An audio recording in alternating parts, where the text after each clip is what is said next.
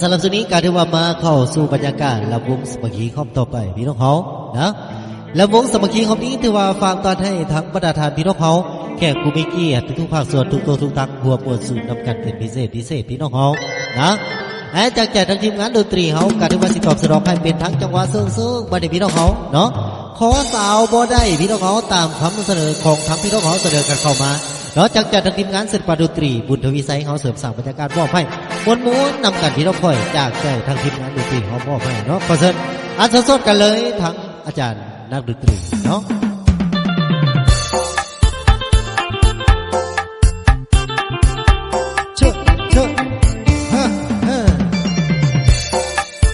ขอผู้สาวบ่ได้พี่น้องเนาะตามคำเสนอกันมาพี่น้องเขาจากใจทางทีมงานดนตรีเขามอบให้เนาะบอกจากไอ้ว่าเสียงคนสาคุ้มเนื้อคุ้มไตว่าคอยของสาวบ่ได้อยากอายหมู่กองเลือกเกินเสียใจเต็มที่ก้มหน้านี้ตั้งแต่ก่อนคืนพออยู่ให้ฮอดมืออยากอายคนเขาสิเว้าใส่ขอลาพ่อแม่ถือเอาแพ้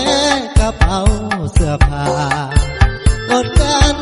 ไปเด้อน้ำตามึงอย่าเฝ้าหลังออกลาผู้ว่าเจ้าของตอนนี้กำลังอับอายเสียหน้าเท่าแก่สองฝ่ายจึงขอไปตายดับหน้าดีกว่าเปิดอัลลานายซาดเจ้าของมันจนสินสอดน้องสูงเหลือล้น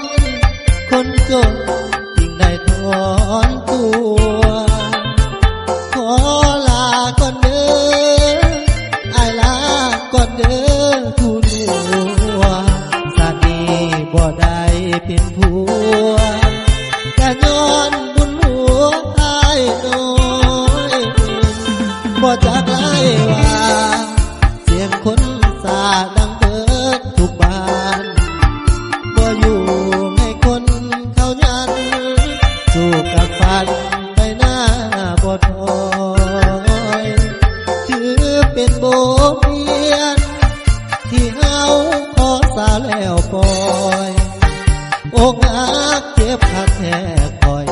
ยอดเงินเฮาน้อยจึงบ่ได้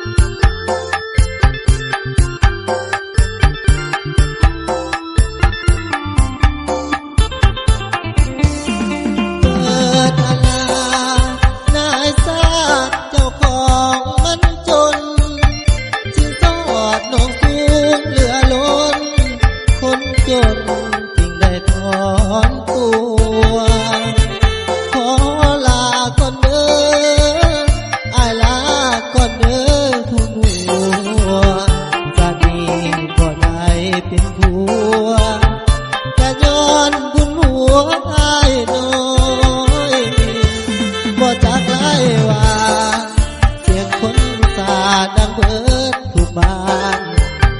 ก็อยู่ให้คนเขายันสู้กัดฟันไปหน้าบ่ถอยถือเป็นบ